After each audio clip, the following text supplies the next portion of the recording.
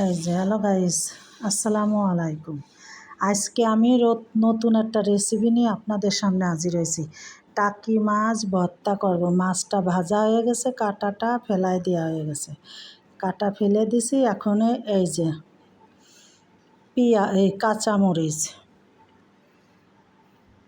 কাঁচামরিচ, ধনের পাতা, পেঁয়াজ, সরষের তেল দিয়ে খুবই সুন্দর করে মাখিব।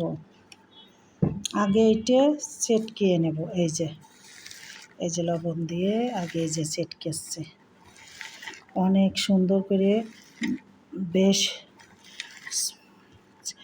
সেটকনের ঘাপানে চপের মতো হয়ে যাবে, মানে একটা নরম হয়ে যাবে। পেঁয়াজ দিয়ে কাঁচামরিচ দিয়ে চেটকলি একটা নরম হয়ে যাবে।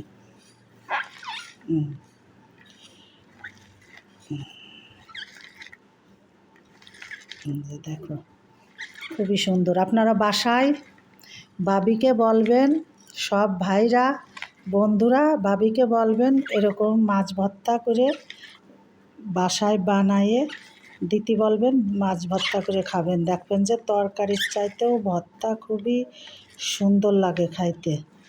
এই যে এখনই আমার চেটকনুটা হয়ে গেল।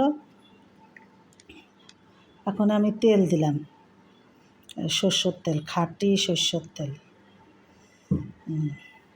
এখন এই যে মাছ দিছি, দিয়ে এখন এই যে মাছটা মাখাচ্ছি। কত সুন্দর রেসিপিটা দেখো, খাওয়ার আগেই মনে চাচ্ছে খাইতে। মাছ ভর্তা হলে আমাদের খুবই মজা লাগে খাইতে, অনেক ভালো। আর আমরা ভাত খাই, বেশি বেশি মন চাই যে ভাত খাই। খুবই সুন্দর। এই যে মাছ ভাজে, টাকি মাছ ভাজের কাঁটা ফেলিয়ে দিয়ে ধনের পাতা দিয়ে কাঁচামরিচ দিয়ে পেঁয়াজ কুচি দিয়ে মাখিয়ে সরষের তেল দিয়ে খাবেন। খুবই সুন্দর ভর্তাটা। ওয়াও, মনে হচ্ছে দেখেই এখনই খাইতে মন চাচ্ছে।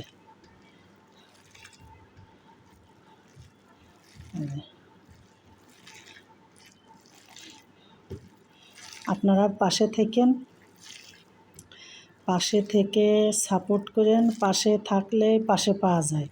আমি প্রতি সময় সবার ভিডিও কমেন্ট করি, একটা করে কমেন্ট করি, ফলো দিই, শেয়ার দিই। আপনারা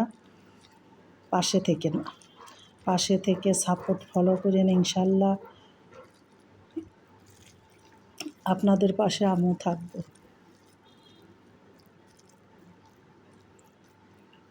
খুদা হাফেজ।